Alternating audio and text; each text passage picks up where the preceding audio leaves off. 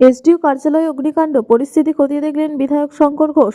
শিলিগুড়ির এসডিও কার্যালয়ে অগ্নিকাণ্ডের ঘটনায় চাঞ্চল্য ছড়া এলাকায়। জানা গিয়েছে, আচমকাই কার্যালয়ের একটি অংশে আগুন লেগে যায়। খবর পেয়ে দ্রুত ঘটনাস্থলে পৌঁছায় দমকল বাহিনী এবং দীর্ঘ চেষ্টায় আগুন নিয়ন্ত্রণে আনে।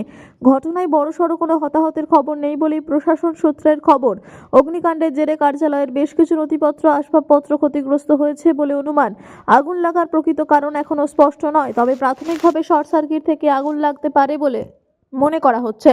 ঘটনার পরপরই প্রশাসনের তরফে তদন্ত শুরু হয়েছে। অগ্নিকাণ্ডের খবর পেয়ে এসডিও কার্যালয় পরিদর্শনে আসেন শিলিগুড়ি বিধায়ক শঙ্কর ঘোষ। তিনি ক্ষতিগ্রস্ত অংশ ঘুরে দেখেন, সংশ্লিষ্ট আধিকারিকদের সঙ্গে কথা বলেন।